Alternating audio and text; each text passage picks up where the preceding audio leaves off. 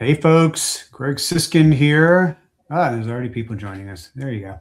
I'm joined by Johnna Main Bailey, who is my law partner, and she runs litigation at Siskind Susser. So she's very involved with impact litigation. She's very involved with individual cases, and then she just does like plain old regular immigration law too, aside from that exciting stuff. So Johnna, thanks for joining this week.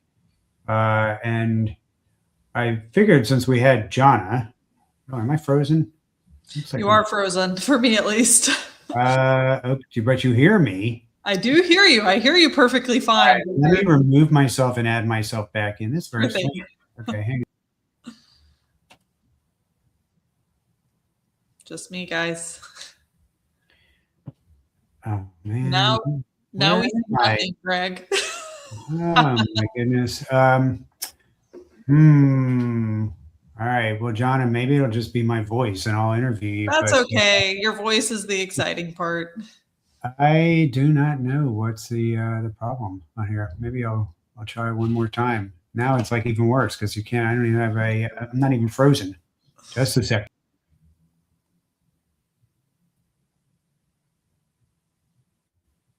No.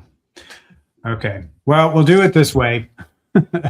For now, you'll get to hear me. You won't get to see me, but it was very strange. I have to I'll look in my camera and find out like why that's happening. But Johnna, we have plenty of stuff to talk about. And since they don't want to see me, they just want to hear me. We should be able to cover. So Johnna, when we were talking about it, sort of, I think the one that's probably most people are not paying attention to it. The media has covered it a little bit, but this BIA news, hey, there You're back. Live stream. You never know what's going to happen. The BIA, the Board of Immigration Appeals, they kind of had some stunning news this week that is going to have potentially big implications for the immigration system on different levels. So what happened at the Board of Immigration Appeals, and why is the immigration bar kind of freaking out? Sure. So this was an announcement. It was the end of last week, and I'm struggling to remember if that was Thursday or Friday. Greg, it seems like every time I'm on a live stream, I'm just complaining about how we're losing due process. And yet again, this is another example of a policy that's trying to shortcut respondents' ability to have due process through the immigration court process. So this Board of Immigration Appeals proposed change in regulation is just that. So we have the Board of Immigration Appeals, which you only reach if you have completed a case with the Executive Office of Immigration Review or Immigration Court. So if you are an individual in immigration court, you have lost your case, you have the opportunity to appeal within the immigration system. And the proposed regulation is to take your notice of appeal and within just the context of that notice, decide we don't wish to hear the merits of your appeal.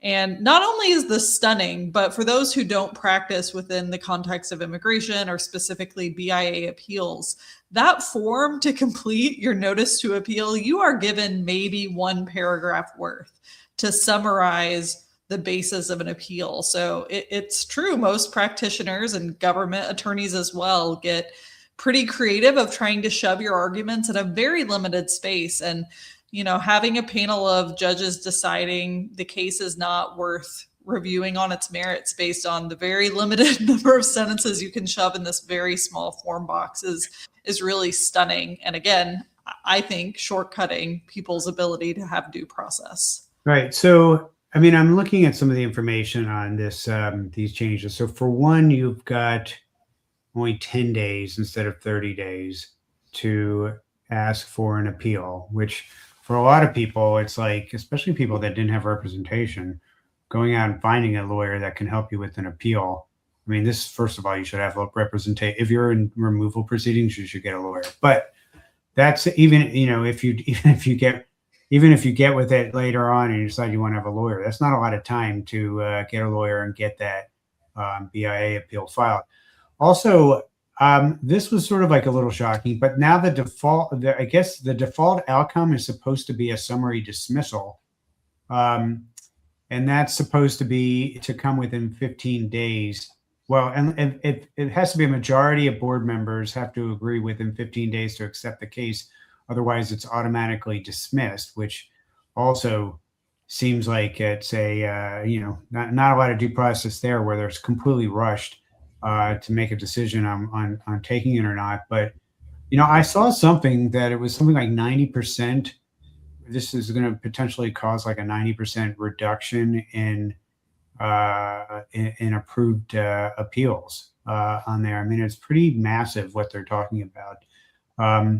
And Johnna, what happens? Are you out of options when you lose at the BIA? What is your next option?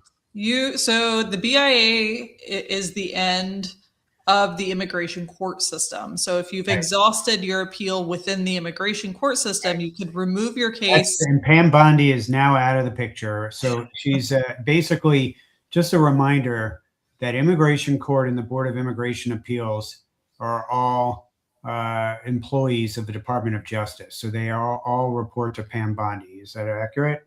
Yes, that is accurate. Okay. Who was stunning today in Congress when she was answering questions for Congress about all the I'm being facetious about that. I mean, it was just like she's basically just yelling at members of Congress who are supposed to be she's the witness and she's yelling at them. But anyway, now you're out of DOJ land and you go where? Then you can pull it into district court. So the district court or is the Court of Appeals? I'm sorry, you're right. Court of Appeals. I meant federal court, and I'm confusing. We're in district court a lot of things. That's right. Well, that was sort of the point, though. It's like that. I never understood why that was the case. Why they go right to the Court of Appeals, because that's like one step below the Supreme Court, right? And they're pretty busy. The Court of Appeals. Well, and that's the concern, right, Greg? Because the purpose of the BIA summarily dismissing these appeals is, wow, we're going to clear out this backlog. But what is that really doing? What it's doing is going to create this huge backlog within the Court of Appeals to now have a lot of judges hostile to the Department of Justice for doing absolutely. This. I don't know that it's going to necessarily help their cause if their cause is to try and keep the deportation machine moving. Although I guess the appeals courts just have a limited, limited capacity too. But this is, this is going to overwhelm the appeals courts, in my opinion. If you're talking about massive reductions in BIA appeals, and there's a lot of stuff that immigration judges get wrong that are fairly reasonable appeals to make, and to say you're going to reduce that number, the number of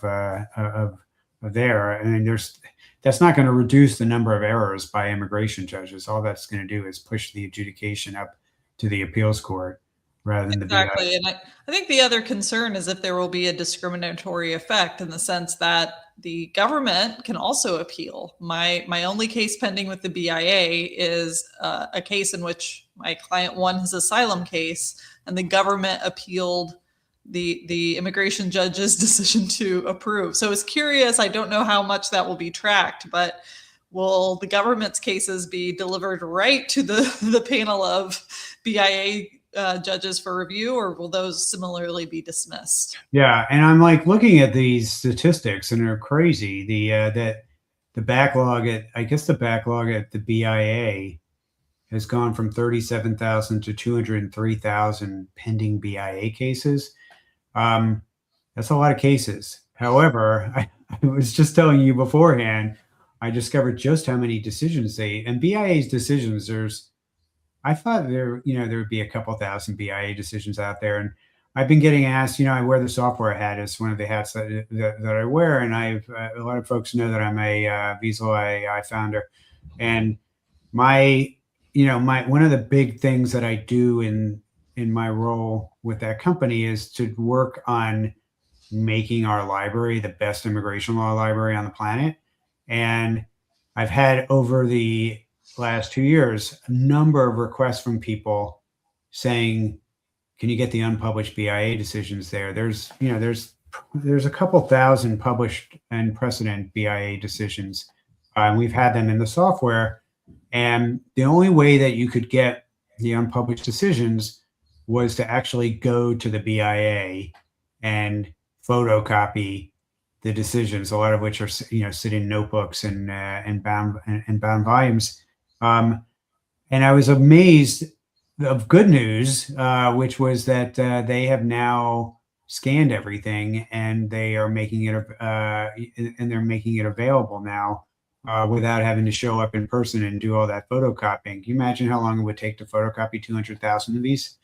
So I'm in the process of working with our development folks this week of getting all 200,000 of those BIA decisions into the AI software data set. And it's still, we had to build a tool specifically for this job because it's, to automate the thing, because you can't actually have somebody manually uploading into our data set either, one of those one at a time. But that, I think, is going to be pretty helpful for people, lawyers that are trying to research these cases, to have all of that finally available to them.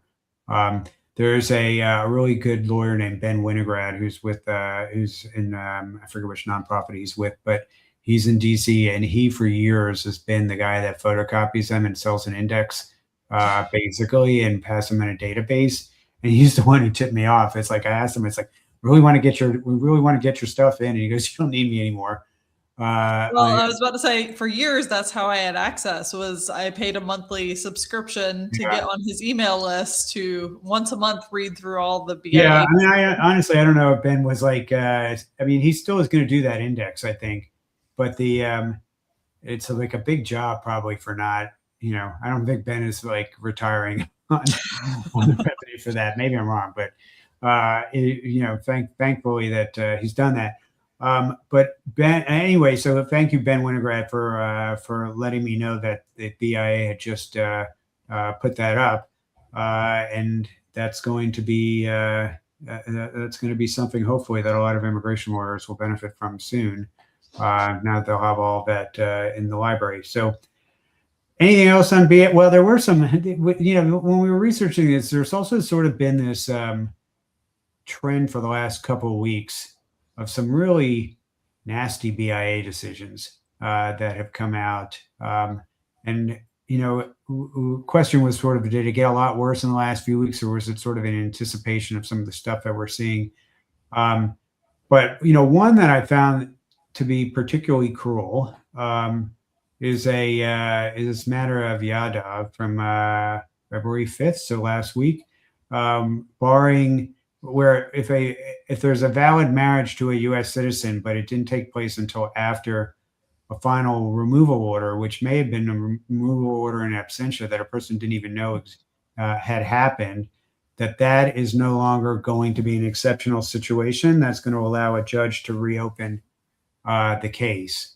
And I can just see really horrible situations where people are in that situation and they have kids and they have and they're married to a U.S. citizen and they would otherwise be eligible to adjust status, that they can get the judge to reopen on there. That was from last week on there, that was a BIA decision. So some of these cases deal with fairly serious issues. There's another one that's from mid-January about notices to appear not automatically invalidating in absentia orders removal if the hearing notice was not, if a subsequent hearing notice was provided. And there's been a lot of decisions over the last few years about defective notices to appear, and that that's one I have a feeling, like the Supreme Court, for example, is like, how many ways do we have to tell you that you can't revive, you can't do that with defective notices to appear to make them suddenly effective again.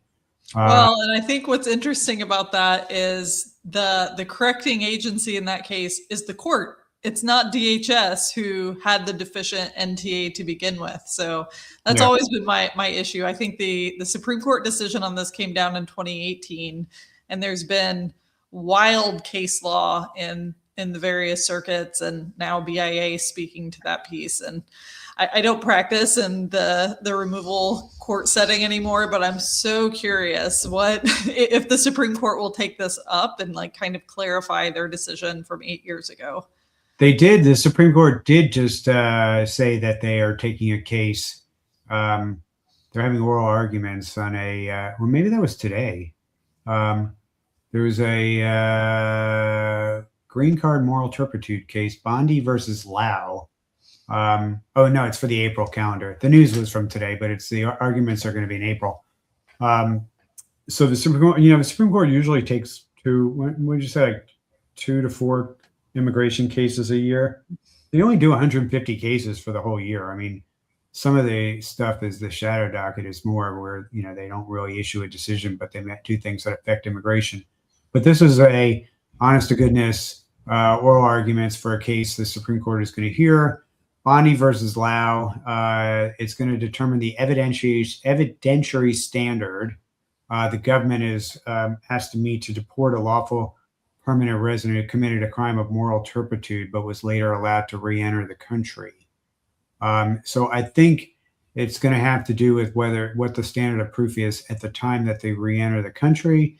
Anyway, it seems like a fairly obscure issue that probably doesn't come up all that often. But I was a little surprised that of all the issues, controversy in immigration law, that's the one that they pick, which probably affects not a lot of people. But that, on the one hand, it was like, it was sort of like, that's a little obscure. On the other hand, it's like, yeah, take the obscure ones on there because you're probably going to issue bad rulings. And at least if you do it on these things that don't affect a lot of people. But, we will see on there. So we'll talk. There's a couple other cases this week. And we're going to talk about some business immigration stuff too. So I know a lot of you guys tune in to hear what's going on. We're going to talk about the H-1B case in a minute. But the other case that kind of had a lot of people shocked, and this one did make the national news in a big way, was this Fifth Circuit decision regarding bonds. And so, Johnna, what did the Fifth Circuit do, and why? And I guess the question is, has anybody else done anything like that yet? Not yet, but there has been a trend within immigration court to limit bond options for those who entered without inspection, meaning don't have a legal entry into the United States. So when they are detained, the presumption is bond is not available to them. And the Fifth Circuit affirmed that, unfortunately, saying bond does not have to be an option. It was reasoned under, and this is like kind of gets technical for those who don't practice. Maybe it's not as important, but it's reasoned because those who did not present themselves for a lawful entry who are now in the United States are presenting as arriving aliens. So it's kind of creatively arguing and saying that they're excluded from the option of bond, in the sense that even though they're in the middle of America and maybe they've been here for 2-3 decades, they are quote unquote arriving aliens, and on that basis aren't eligible for bond. So this is an issue that we're facing nationally, but this is the first circuit court to step up and make a decision, and obviously a massive loss for those who maybe aren't within the Fifth Circuit. You also what states are we talking about? The Fifth Circuit? So that's Texas, Arkansas, and I think the circuit Louisiana line includes Louisiana, and that's the kicker, because even for those outside of the Fifth Circuit, a huge majority of the country are still being transferred to the detention facility in Louisiana, which means the judges in those immigration courts are bound by that circuit court decision. So right. It probably has a bigger impact than, what you would generally think of as a Fifth Circuit decision. Yeah, I mean, I think some judges have been trying to prevent that from happening by issuing orders to tell ICE that they are not allowed to transport the person out of state.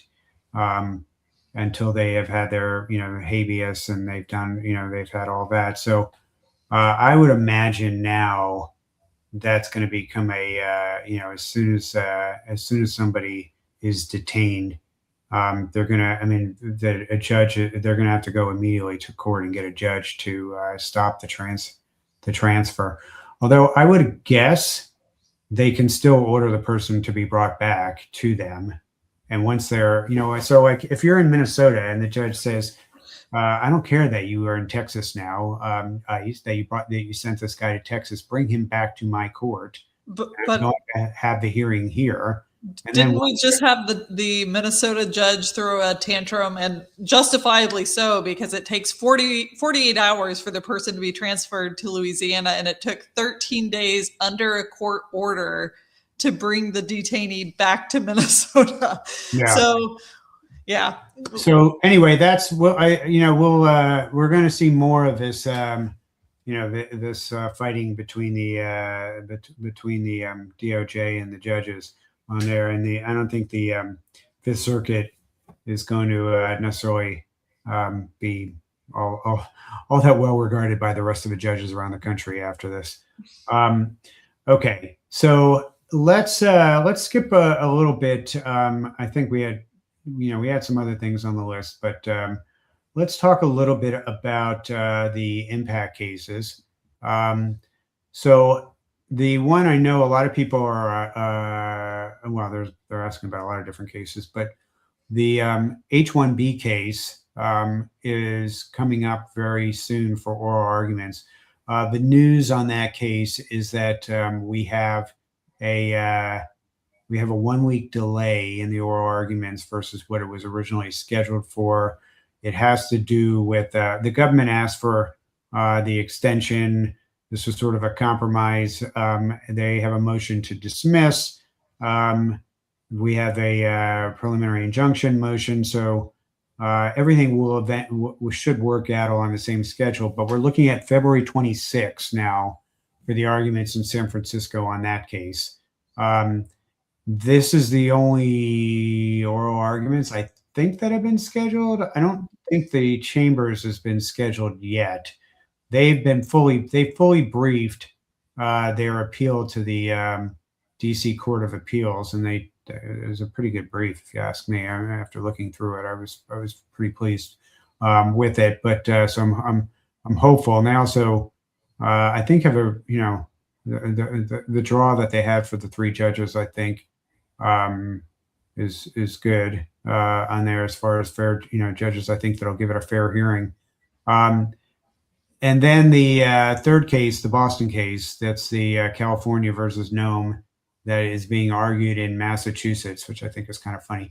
But basically, these are the 20 states attorney general, basically blue state attorney generals, who are suing on the H-1B $100,000 fee in Boston. They do not have a preliminary injunction motion in their case, and so, but it is. I believe it's to the briefing schedule is such that it's going to be sometime next month. I think that we're probably going to see arguments there. We have this looming H-1B lottery that's coming up, and a lot of people are like wondering whether we're going to have clarity by the time the H-1B lottery happens, and we might. What I am suggesting to employers is that you file your cases in the H-1B lottery as you need them, because if we are successful in our case and you haven't, and we don't have a decision by then, the $200 that it takes to file a registration, you're gonna be kicking yourself if we or the other two cases get a good result and then you didn't file. And I know there's like a lot of employers that's like, I'm not doing anything until we have some clarity here, but you're not obligated to file the H-1B application. You're not obligated to, anything on fees other than the registration entry fee. So if I were employers, I would go ahead and do that. There is a weird loophole, but I'm sure the White House is going to deal with it. But you have actually, the order expires on September 21st. The H-1B start dates are October 1st. So the administration is going to have to do something of extending, and they're going to have to change the order where it said you had to be in the United, if you were in the United States before September, it didn't apply. But we'll have to see what the administration is going to do. My guess is that they're probably going to extend the order when at some point. But as of now, this thing is over in September. But I can't imagine that if they win this suit, I can't imagine they're going to get rid of it anytime soon. But maybe, you never know. On there, I mean, there's a lot of employers that have influence with the White House that are still mad about it. I think a lot of these employers, it's like that have the presidency or thought that this was like good for them because they just like, we don't have that many. We only have 20 H-1B employees that work for us, and we can pay $100,000 each for them, not realizing that they have large numbers of H-1Bs that work indirectly for them, contractors, and that's and the contractors are the ones that are getting destroyed by this. And also the new H-1B registration rule regarding lottery entries is going to hit a lot of those companies as well. And that's, there is litigation that is being discussed, but that's one I don't think I think there's zero chance that we're not going to have this new system in place for the lottery, where you get basically 4 entries for a level 4 wage, 3 for a level 3, 2 for a level 2, and 1 for a level 1 wage. That I think is pretty definitely going to happen, just because it's at this point, they're not, I don't think if you file something now, the odds of stopping something by March 4th are pretty low. I hope I'm wrong on that, and I hope somebody files it shortly. But I think employers need to basically assume that that's going to be the case this year. On the other hand, between that rule and the $100,000 fee, I think the odds of being selected in the H-1B lottery are probably better than ever. Just because I think a lot of people are, a lot fewer applications are going to be going in for registration than in years past. So this could be your year if you file or this could be the year you get your raise, because employers, I think, are going to have a big incentive to try and get people up to a higher wage level, which I guess is what the intention was. But it's not a very sort of a sledgehammer way to get to that.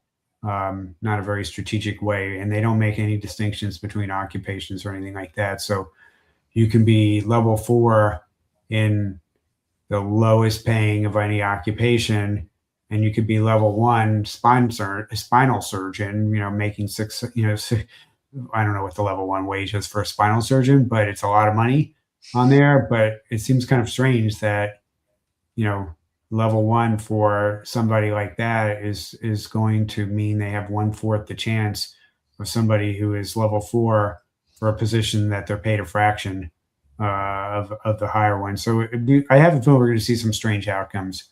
But that's the H-1B case. So Johnna, tell me what's going on with the travel ban related cases. Which travel ban, Greg? Because it turns out we have 3. Well, tell us about all 3 of them, since we're litigating all 3 of them. We are litigating all 3 of them. So it's actually technically 2 travel bans. Some of our friends at other firms are litigating them as well. So there's a lot of activity in this space. And we are all rooting for each other, right? Yeah. Because I can tell you, we're all helping each other behind the scenes, coming up with we're sharing documents that the government's giving, helping shape arguments. In the other cases, it's not I think that there's this perception that we're all we're rivals to some extent, but we're all friends too. So it's not it's pretty amicable overall. Exactly. We're all like having separate suits, but all against the same defendant, in the sense that if anyone is able to strike down the policy, it's a victory for all of us. And really, the whole immigrant community. So in terms of the travel ban, the first is this 35 country ban. Oh, sorry. And Sorry, yeah, go ahead. we'll get to questions. The 35 country ban, we have split into two distinct lawsuits because the way this is impacting applicants and immigrants is in two different ways. The first is something that we're calling a USCIS benefits pause. And this is basically having USCIS stop adjudicating all applications, all petitions for those from the 39 country ban list. So this includes like I-130s by US citizens petitioning for their spouse who maybe happens to be from the ban list. This includes every single type of immigration application and petition. Makes it a huge ban. It also makes it an ambitious lawsuit. Ambitious, but probably more likely to win for that reason. So that lawsuit has been filed by Impact. We chose the Northern District of Georgia. So we have There's a reason for that. There is a reason for that. So we had several jurisdictions or venues that we were debating amongst, and one of those was Massachusetts. And our colleague Jim Hacking filed his lawsuit there. We're rooting for you, Jim, but we did not want our case related. We strategically wanted to be in a venue distinct from other national lawsuits. So yes, we consider. But it may be related to another suit in northern in Georgia, or we may end up with the same judge that we had several hundred of our F1 students when they were going through their visa revocations. We did it there, so we have had. I mean, I don't know if there'll be any. We'll get the same judge and all that, but we do have we have some success now in Georgia. In Atlanta, and that was that was when we were thinking about this. That was a reason. It was a big win for the students in 2025 that we had. So hopefully we'll see something similar with this new case. That's one of the cases. One of the cases. So the same travel ban impacting the 39 country is also for those who are outside the U.S. applying with a U.S. consulate, which is under the Department of State. So that is a distinct lawsuit that we have filed in D.C. because that's the headquarters for the Department of State. And I want to jump ahead to talk about the 75 country ban because I see a really interesting question, Greg, if you want to put that one on the screen by DKJ. Oh, DK. Yeah, I'll put it on. Yeah, so it's an interesting question. Let me first give some context for the 75 country ban. So the 75 country ban is some overlap from the 35 country ban list, meaning some individuals are facing two distinct travel bans, and they're on different bases.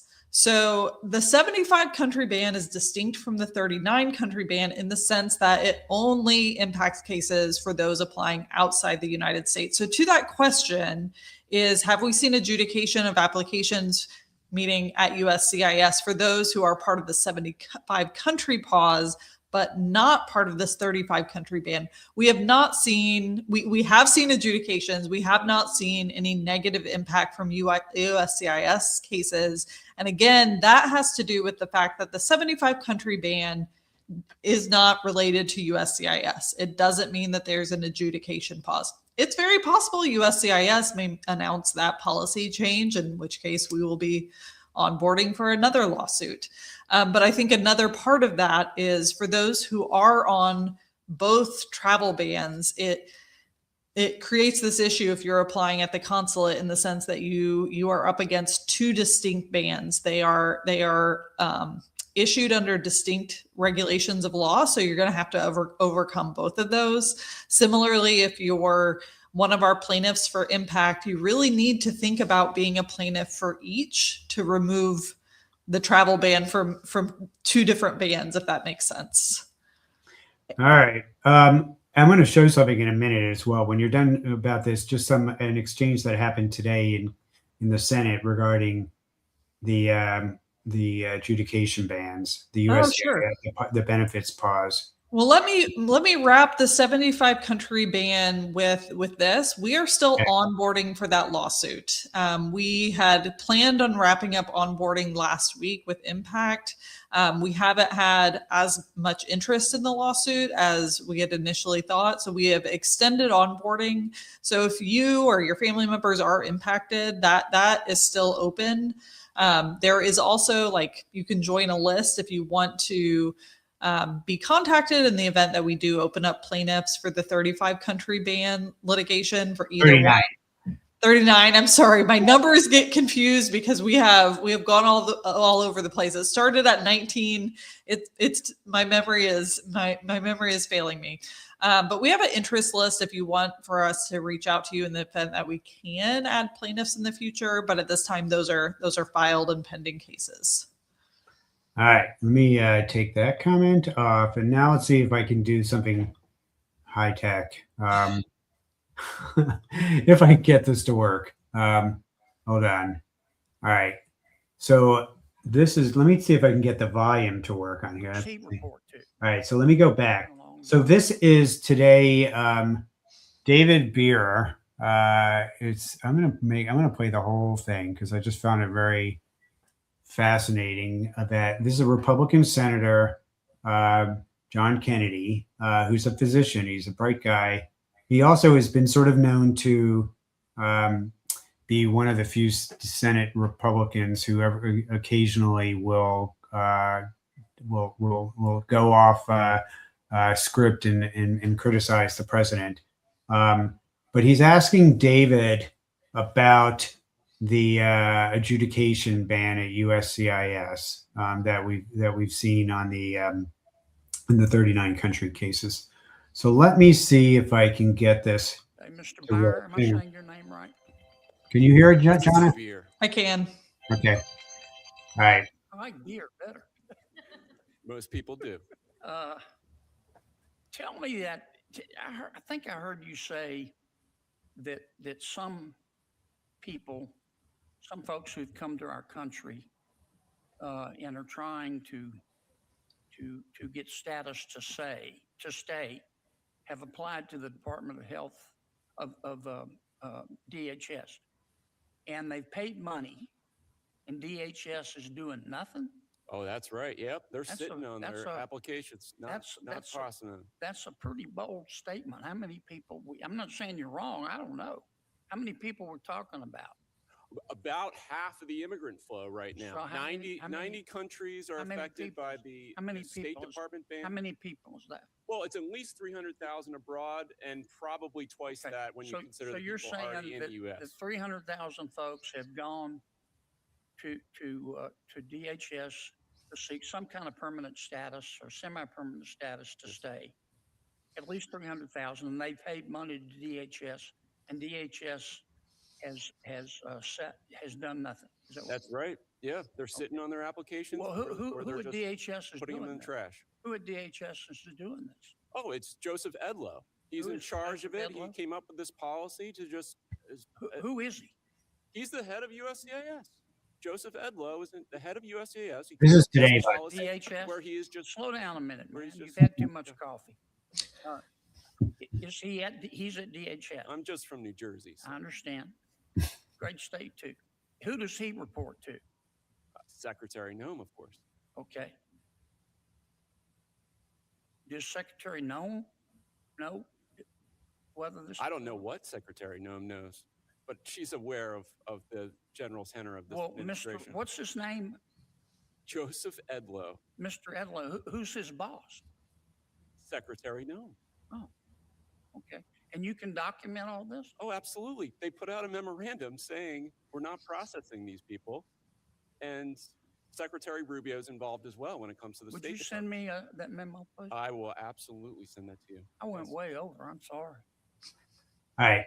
I think that's enough of Secretary Kennedy. You get the gist on it. But this is the Senate is. I guess they're doing oversight. That's like what their job is. And Senator Kennedy seems like the first Republican to take an interest in the fact that hundreds of thousands of people are basically having their money stolen by USCIS. who's collected all this money and may never actually do any work on any of these cases, and certainly doesn't seem to have any interest in coming up with with refunds. Premium processing fees, I can promise you that they're not going to be refunding people who had those applications pending. But I did think it was, interesting that it's sort of like once you get the attention of some of these Republicans, they seem to be. I mean, he seemed to be genuinely shocked that Right. this happened. So that's good. And we were talking today about getting a transcript of this just to show, potentially add that somewhere in our litigation. Anyway, that's on these bans. I think it takes sometimes a lot of people complaining to. I mean, I'm guessing probably he's asking these questions because probably his staff is getting a lot of complaints. Sure. And it's probably percolated up, and he's like, "Well, we're going to be having a hearing on some of this stuff. I'll ask questions about that." Anyway, that was today. So, Johnna, I guess that the other case that we've started onboarding this week is deals with the diversity visa law. And what's the gist on that case? Well, the diversity visa halt was kind of also related to these country bans. So late November, there was the unfortunate incident of an individual who had come to the United States through the diversity visa, who, out of an act of violence has resulted in all these negative immigration policies.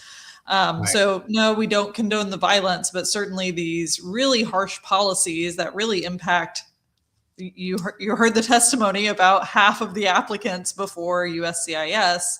It has a really harmful impact, not only on our clients, but our country as a whole.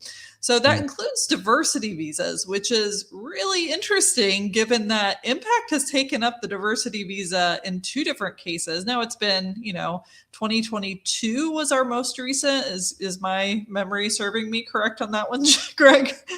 Yeah. We did one in the, it was the early Biden administration. In 2021? So we had the two. The first, I believe, was 2021, and the most recent was Go in 2022. So those were related to just the general delays and failure to issue the diversity visa. At least had an excuse, which was COVID.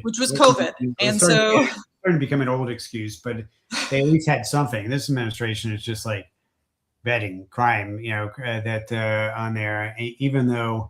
This program is 1990 Act, or maybe the late 80s, the diversity visa was created, and it's like one of the safest, one of the lowest crime incidents of crime of any immigrant population of the diversity visa winners.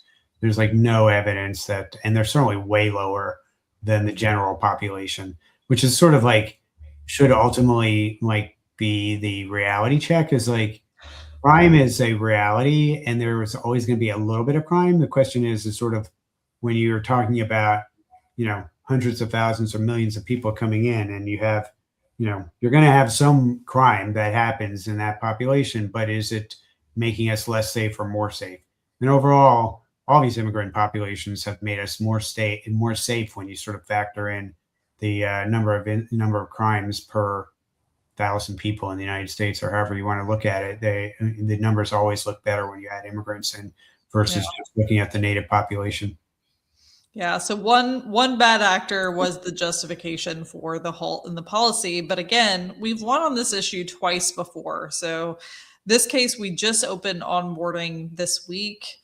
Historically, these have been very big cases. So we're hoping to onboard for the next 2 weeks. We may extend that again, depending on if we're having a big influx of interest on that. We hope to file soon, because the kind of difficult thing with the diversity visa is visas must be issued by the end of September. If they're not issued, you've missed your opportunity. The fact not a lot of time. I mean, we have to file this thing soon to make sure the courts have enough time to do their thing, and for the agencies to if we're successful, that the agencies have enough time to adjudicate the cases. So if you're in the situation, you should join a suit. Hopefully you will consider ours, but you really should join one, because on your own, I think it's pretty hopeless. And, we might be successful in getting an order that's across the board, but what we've also seen a lot of our cases is where judges will just limit to the plaintiffs that actually litigate.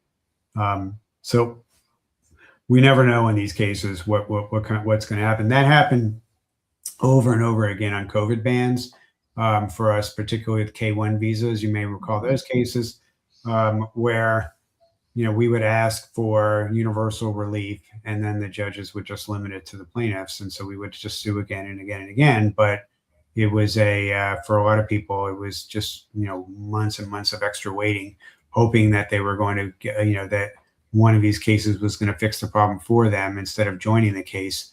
And then not, and after a while, people figured out that my only option is probably to be a litigant. That being said, Johnna, people can also sue individually on any of these things.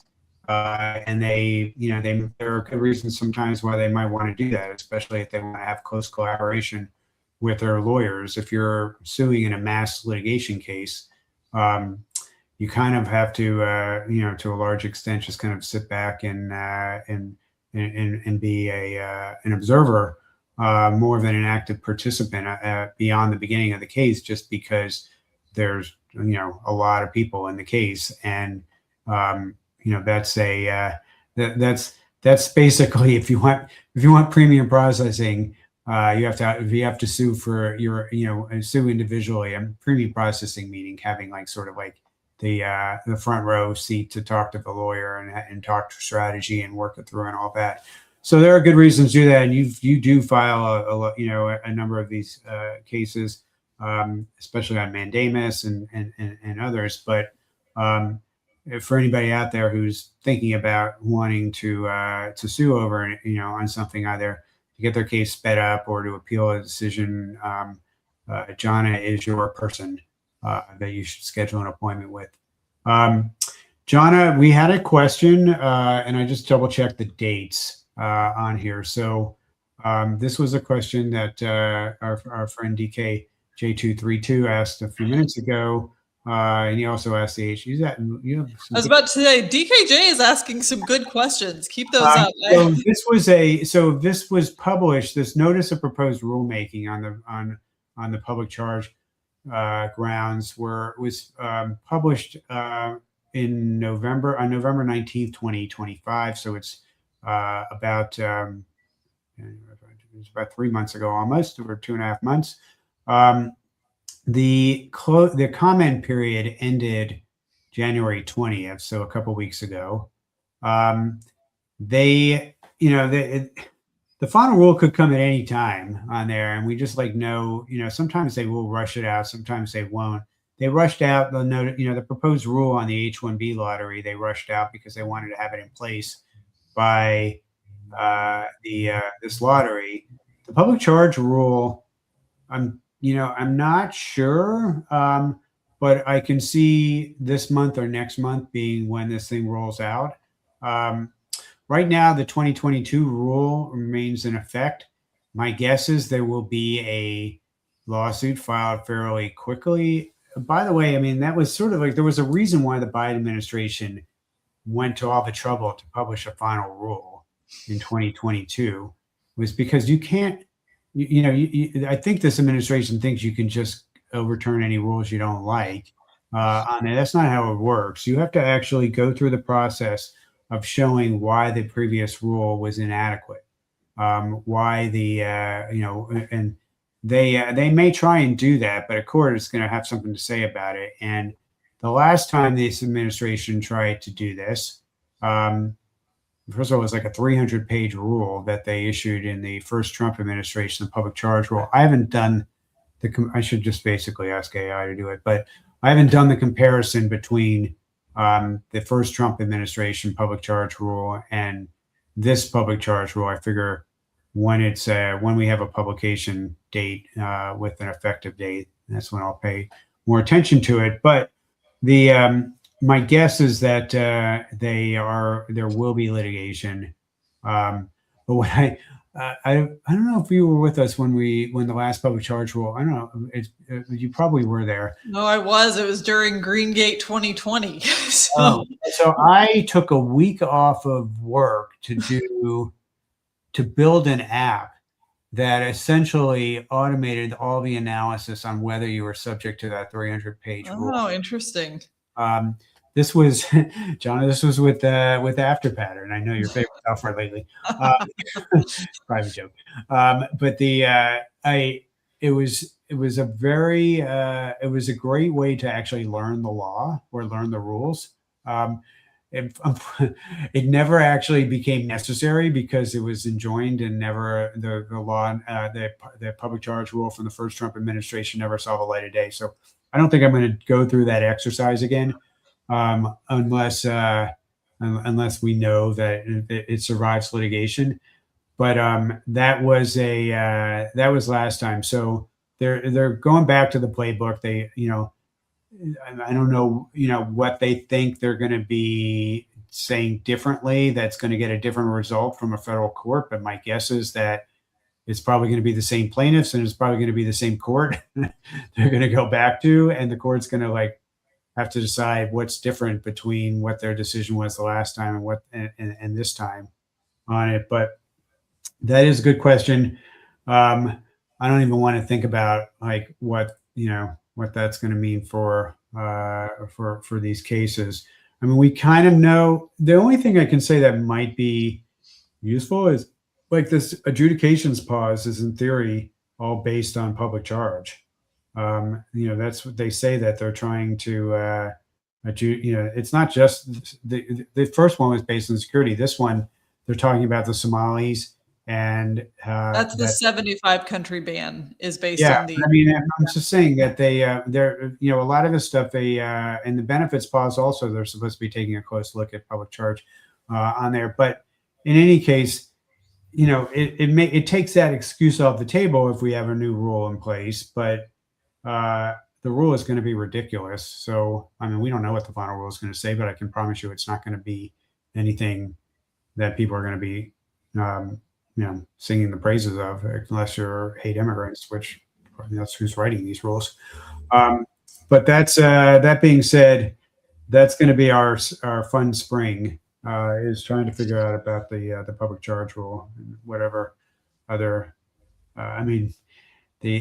They have quite the imagination, the immigration policymakers at the administration. So I'm sure there's lots of things that we won't predict because we just don't have we can't think like they do as far as being as vindictive. But this is one that's coming up. So thank you for calling that one out. DKJ's other question about the H-1B lottery. This is kind of a fun thought exercise.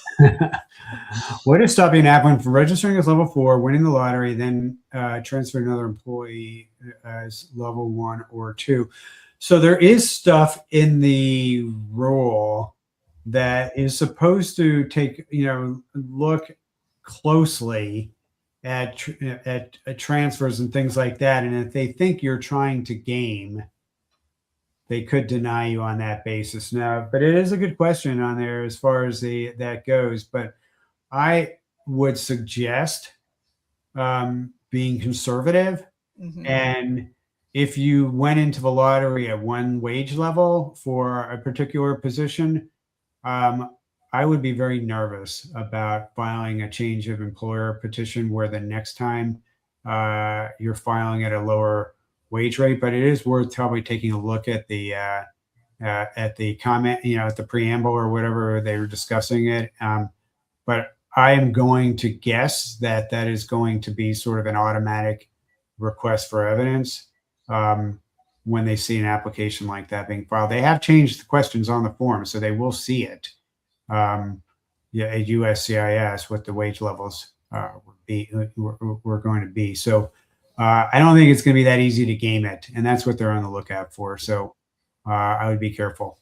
And just maybe to reiterate, there's not a bright line rule. So In addition to, changing in general, even if you're not changing the wage level, you generally don't like if you have an October 1st date, probably you don't want to file a change of employer in November, even December, but especially with such a drastic change in the wage levels. But also more generally, why in the world would you want to go from an employer at level 4 to an employer paying you at level 1 or 2? Well, I mean, level 4 in New York City might be level 2 in Gadsden, Fair. Alabama. Fair. I don't know, but it is or the employer's going out of business, or something's going on, and you have no choice, and you have to make a change, and maybe it's difficult to find a job at the level 4. The only thing also I think would be, the USCIS would say, if like you're such a hotshot and you were qualifying for level 4 and now you're like the same position, level 2 on there, did you suddenly,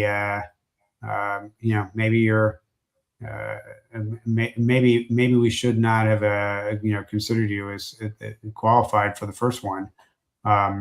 If it turns out you're really only worthy of level 2, I don't know. But, I've seen it also where there were people that were, I've been talking about, like, what if I file in, well, it's mostly about just moving locations. You can, if you want to move to another location where the wages are just drastically different, it's not to say you can't do that. You just have to have a really good explanation for it. And it might be that there's a really severe shortage of a particular occupation in one location, and then you go to another location and there's more. But the whole point of this is to raise wages for U.S. workers. So I don't think that's going to be a particularly compelling argument.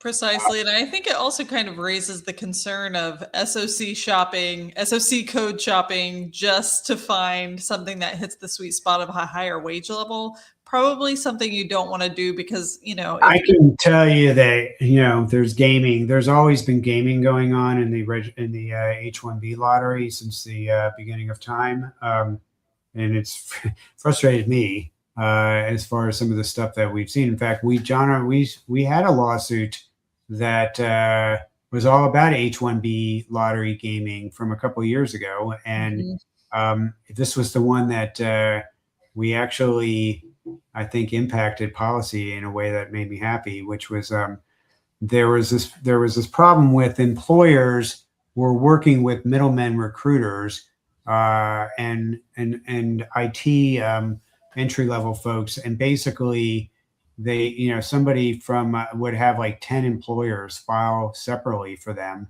for an H-1B, and they would have 10 entries in the lottery.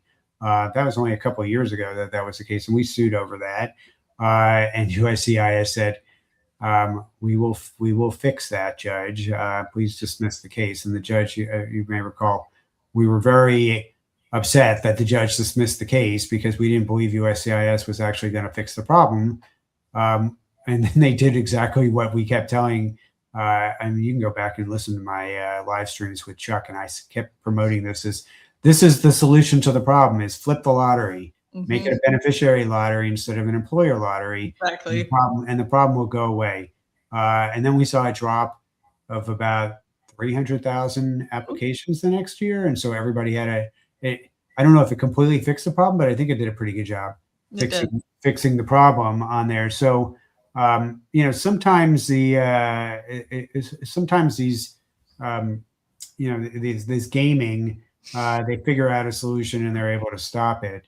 But I think this new multiple entry system is going to create all kinds of new incentives for people to fool around with that, and that's something that I don't think would be a good result. I don't have a problem, by the way, of Congress, which has authority here, not the administration, wants to look at. They've looked at legislation in the past to have a hierarchy, basically, where it was sort of this is a different way to get to the same thing, but Congress in their previous bills would say, this group gets first priority, this group gets second priority. And it would be sort of like advanced degree, PhDs from US schools go first, and then master's to PhD goes, and they would like drop all the way down. And then degree, PhDs from foreign universities are next on the list, and then master's degrees from foreign, and then bachelor's from the U.S., and then bachelor's. So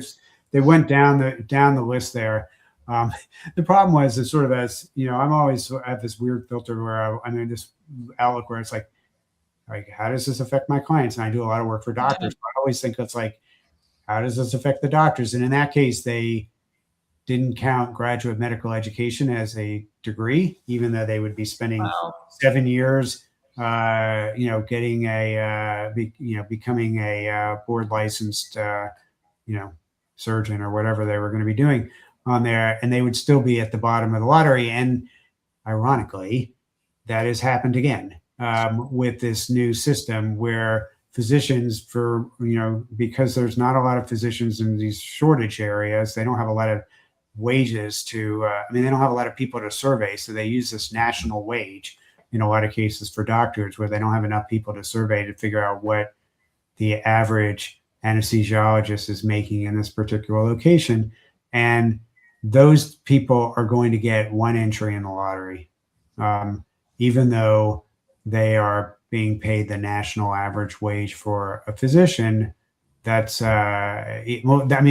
no, they may be making way more than that on there, but they are considered to be a level 1, essentially, for purposes of the lottery.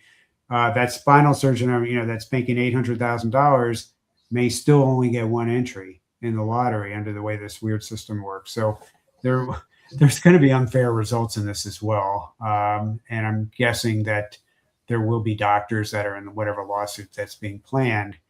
But until, I think we're stuck with that for this year. So get ready. All right, we are past the hour, and that means that some of us want to go to sleep.